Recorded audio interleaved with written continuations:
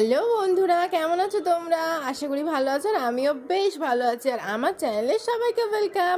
আর আজকে কি জানো তো, আর আজকে কি বলাটা ভুল, কারণ ভিডিওটা দিতে হয়তো আমার দেরি হয়ে যাবে 1-2 দিন, সেই জন্যই আমি আজকে বলাটা আমার ভুল হলো। সেটা হচ্ছে আজকে যেই দিনকে আমি ভিডিওটা বানিয়েছি সেটা হচ্ছে অক্ষয় তৃতীয়া।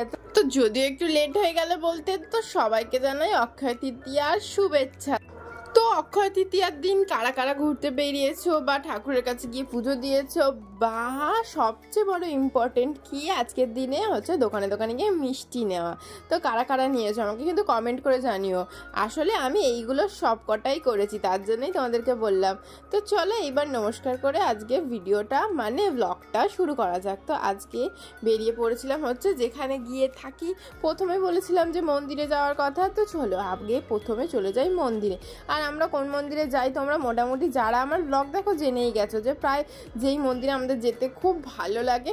আর যেই মন্দিরে বলে না সব মন্দিরে যেতেই ভালো লাগে, কিন্তু এই মন্দিরটা যেতে কেন জানি না খুবই টানে, যে যেহেতু অনেকবার গেছি বিয়ের আগেও, তো এই মন্দিরটা যেতে যেন খুবই ভালো লাগে।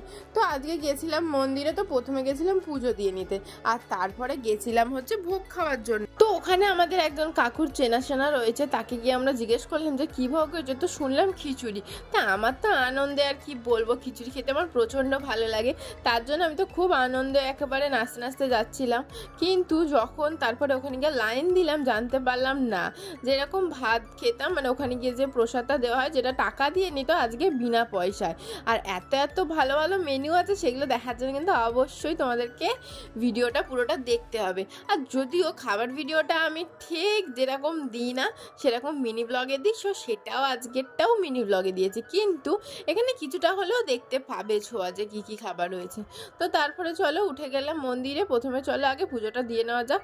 তো প্রত্যেকবারই এত সুন্দর করে ঠাকুরকে সাজানো হয়, মানে ফুল আর পাতা এগুলো কি দিয়ে আমি জানি না, এই ফুলগুলো কি ফুল বলে, এত সুন্দর করে সাজানো হয়। প্রত্যেকবারই এই সাদা ফুল দিয়ে সাজানো হয়। ওনার হয়তো সাদা ফুল প্রিয়, যার জন্য সাদা ফুল দিয়ে সাজানো হয়, কিন্তু প্রচণ্ড ভালো লাগে। আর এদিকে রয়েছে তুলসী মঞ্চ। তুলসী মঞ্চটা এত সুন্দর করে সাজানো হয়েছে একেবারে বলার মতো নয়। তো চলো প্রণামটা সেরে নিই, আর সেরে নিয়ে তারপরে বেরিয়ে পড়বো হচ্ছে ওদিকে তুলসী মঞ্চের দিকেও। ওখানে গিয়েও প্রণাম করে পুজো দিয়ে তারপরে যাব। কিন্তু পুজো দেওয়ার এখানে কোনো ব্যবস্থা সেরকম নেই। এখানে ব্রাহ্মণ ঠাকুর দিয়ে যে পুজো দেওয়ানো হয় ওরকম ব্যাপার না, এখানে খালি হচ্ছে প্রসাদগুলো দিয়ে চলে যেতে হয়, তারপরে হচ্ছে ওনারা পুজো দিয়ে নেয়। তো উপরে মন্দিরে পুজো দেওয়ার পর নিচে তুলসী মঞ্চে নেমে এলাম। তো এখানে এত লোকের ভিড় হয়েছে, আজকের দিনে যে এত লোকের ভিড় হবে সত্যি আমাদের ধারণা ছিল না। তারপরে দিলাম হচ্ছে লাইন দিতে গেলাম, একেবারে ভোগের লাইনে। বুঝতেই পারছো যে প্রচণ্ড লাইনে, একটা লাইনে তো ভুল করে দিয়েছিলাম, এত লাইন ভয় ওখান থেকে গিয়ে আর একটা লাইনে ঢুকে পেয়েছি। সেখানে একটু মোটামুটি তাড়াতাড়ি বলতে কি 1 ঘন্টা প্রায় 1.5 ঘন্টা সময় লেগেই গেছে।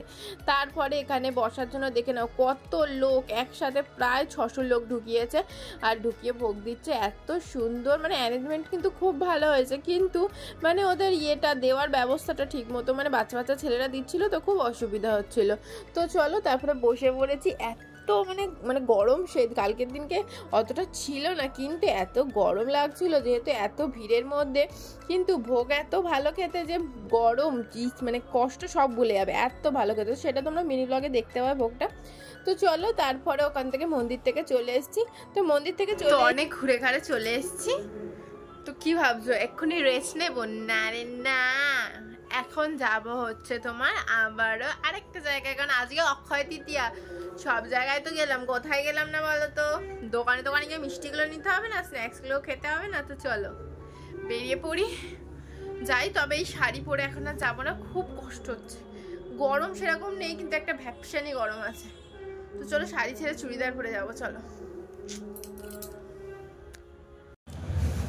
তো হ্যালো, আমি আবার রেডি হয়ে গেছি, আবার বেরোবো। তো চলো বেরিয়ে তারপরে দেখাচ্ছি কোথায় যাচ্ছি। দেখো আমাদের সাথে কে আছে, 5টা। তো তারপরে পাঁচুদাকে নিয়ে, শুধু পাঁচুদা না, আমি, আমার বর আর আমার শ্বশুরমশাই মিলে চলে এলাম একটা অফিসে। এটা হচ্ছে পাপারই চেনা, ওই জন্য পাপা আগে ঢুকে গেল। তো চলো গিয়ে দেখি কিসের অফিস। তো জানা গেল এটা একটা LICর অফিস ছিল। তো পাপারই চেনা ছিল উনি, মানে পাপার বন্ধু হয়, ওই জন্য ডেকেছে। তো গেলাম, গিয়ে দেখি কিরকম পুজো হয়েছে। তো পুজো তো দেখছিলাম, খুব সুন্দর লাগছিল দেখে। এখানে হচ্ছে তোমার লক্ষ্মী ঠাকুর আর গণেশের পুজো হয়েছে, যেটা হয় অক্ষয় তৃতীয়ার দিন। প্রায় লোকেরা মানে সবাই জানো মোটামুটি। তো দেখো কত সুন্দর লাগছে দেখে। আর সবচেয়ে সুন্দর লেগেছে হচ্ছে আমার দেখে ওই সিন্নির গামলাটা। ওহো, আজকে তো সিন্নি খাবো, তাই জন্য দেখো মুখে হাসিয়া করে ধরছে না। আসলে সিন্নি খেতে আমার প্রচণ্ড ভালো লাগে। তো আমি তো সিন্নির আশে অনেকক্ষণ বসেছিলাম, কিন্তু তারপরে যে আমি এটা খেয়াল করিনি সিন্নির গামলাটা শেষ হয়ে গেছিলো, যার জন্য আমার কপালে সিন্নি সেরকম জোটেনি। এই ফলগুলো খেয়েছিলাম, কিন্তু ফল যাই হোক, প্রসাদ তো একই ব্যাপার, কিন্তু সিন্নিটা খেতে অ্যাকচুয়ালি আমার এই আর কি ওই ভালো লাগেই আর কি।